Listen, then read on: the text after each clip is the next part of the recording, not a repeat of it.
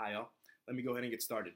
So, the resonance principle of communication is what I chose for my application presentation today.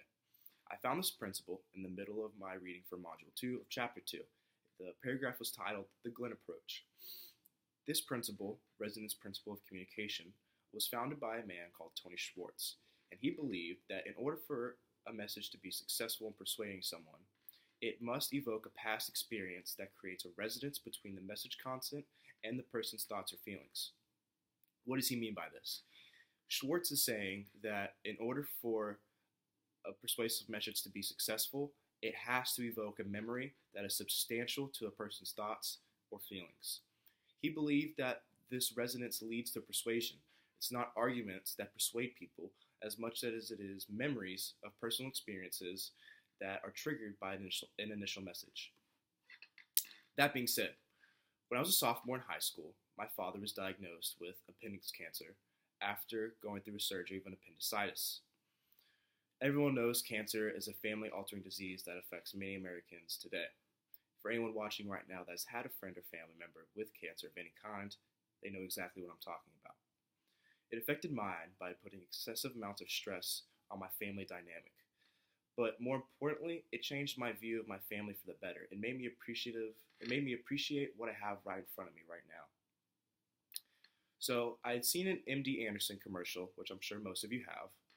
I was watching an MD Anderson commercial one night with my family, and I saw this patient go into an MRI machine and heard that and was starting to get flashbacks whenever my dad had to do that. And this was literally a week after my dad had been announced he was in ED. For those who don't know that, it means when a patient has no evidence of a disease. So he was cured. It was great news. So this advertisement just made me really appreciate what I have right in front of me right now. This advertisement, if Schwartz was with us today and he saw it, he would have expressed that it evoked a past experience with me, and it created a resonance between my thoughts and feelings. This advertisement led me to be more aware of myself. I was more conscious in what I was putting in my body. I was more interested in getting monthly checkups, and of course, more self-aware of what could possibly kill me disease-wise, because we can get skin cancer from simply being outside too much. I think the resonance principle of communication is very powerful.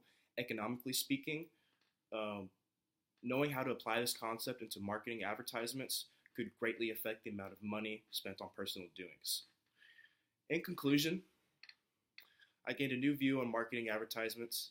At first, I was under the impression that for an advertisement to work, it had to be used in the traditional sense. Present the product. Here's OxyClean. Let me show you what it does, and let me tell you how you can afford it. That was the traditional sense from my terms. However, knowing that much more can go into advertising, evoking a memory with personal thoughts or feelings to push a customer even more on that buying side scares me and pushes me to be more self-aware. I think after this discussion, even more people, and hopefully yourself, will be more self-aware in their surroundings, aware that you are a consumer. Corporations know that most likely you're pulling a 9-to-5 job every day or a part-time job. And they want to swing your direction and when an advertisement comes on their way so you buy their product. And they're going to do any way possible, whether affecting personal memories, providing a great deal that you can't pass up, or even something else. I would like to end this presentation with a Bible verse that I think applies very well here, and it means a lot to me. Be careful how you live. Don't live like fools, but live like those who are wise. So I'll leave you all with those words, and thank you for watching.